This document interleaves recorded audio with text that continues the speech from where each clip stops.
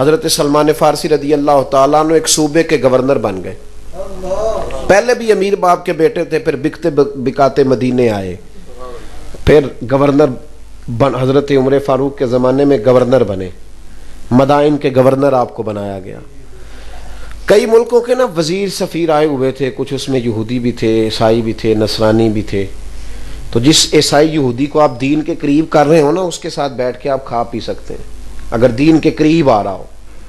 اس کے ساتھ تو تعلق بنانے کا حکم ہے تاکہ وہ اور قریب آ جائے, لیکن جس کا آپ کو پتا ہو نا ہمیں بھی خراب کرے گا, یا ہم اتنے قابل نہیں کہ اسے قریب کر سکیں گے, پھر ہمیں ان کے ساتھ اٹھنے بیٹھنے کی اجازت نہیں ہے.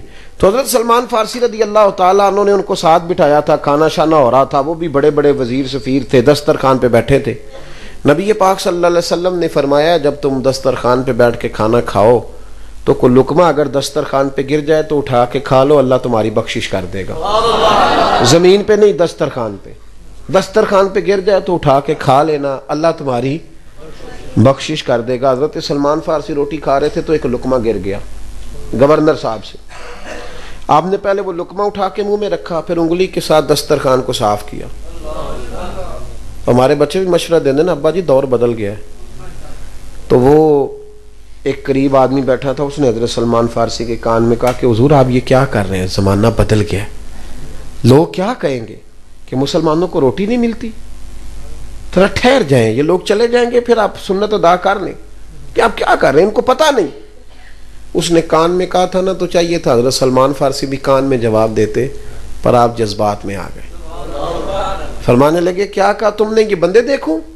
فرمایا ان 4-5 دنیا داروں کے لیے میں اپنے نبی کا طریقہ چھوڑ دوں, اپنے رسول کا طریقہ چھوڑ دوں, اور پھر اتنے جذبات میں آئے کہ رو پڑے, سر سے پگڑی اتار لی اور جذبات میں آ کے اپنے بال پکڑ لیے اور کہنے لگے ادھر دیکھو, میں تو مدینے کے باغوں سے کھجوریں اتار کے بیچتا تھا, یہ جو میرے سر پر عزت کے بال ہیں یہ محمد عربی کے اگائے ہوئے ہیں, یہ رسول اللہ صلی اللہ علیہ وسلم نے مجھے عزت دی ہے, اور آج میں حضور کا طریقہ چھوڑ دوں.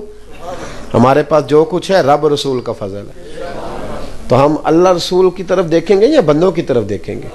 طریقہ وہ آپ کو بچائے گا جو نبی پاک کا طریقہ ہے, حضور کی طرح اٹھنا, نبی پاک کی طرح بیٹھنا, رسول اللہ صلی اللہ علیہ وسلم کی طرح چہرہ بنانا. یارو یہ دیکھو یہ داڑھی ہے حضور کی سنت, ترمذی میں حدیث ہے. ہم داڑھی اول تو رکھتے نہیں, رکھیں بھی تو اپنی مرضی کی, کوئی اتنی سی کوئی اتنی سی. داڑھی تو ایک مٹھی ہے, حضور کا طریقہ ایک مٹھی. تو نبی پاک صلی اللہ علیہ وسلم نے فرمایا جو سفید داڑھی والا مومن قبر میں جاتا ہے نا, یہ ترمذی کی داڑھی اور سفید جب قبر میں جاتا ہے تو رب کریم فرشتوں سے فرماتا ہے اسے عذاب نہ دینا, مجھے حیا آتی ہے میرے نبی کی سنت اور وہ بھی سفید بال. کتنا اعزاز ہے. پہلے کبھی کسی کے بال سفید نہیں ہوئے تھے, سب سے پہلے حضرت ابراہیم کے بال سفید ہوئے. حضرت ابراہیم خلیل اللہ علیہ السلام, پہلا سفید بال آیا تو حضرت ابراہیم نے پکڑ لیا, اللہ یہ کیا ہے؟ تو رب کریم نے فرمایا ابراہیم یہ تیری عزت ہے, یہ میں نے تجھے عزت دی ہے, یہ وقار دیا. تو بھائی دین اسی طرح سے عورتوں کا مسئلہ ہے, پردہ نہیں کرتی.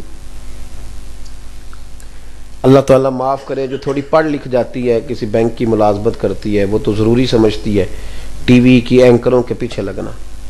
آزادی رائے کے نام پر عورتوں کو ظلم سکھایا جا رہا ہے, عورتیں پردہ نہیں. کہتی ہیں جی اسلام ہمیں کہتا ہے گھر میں رہو. میں نے کہا بالکل کہتا ہے, اس لیے کہ اسلام تمہیں زیادہ عزت دیتا ہے, اسلام تمہیں قیمتی سمجھتا ہے.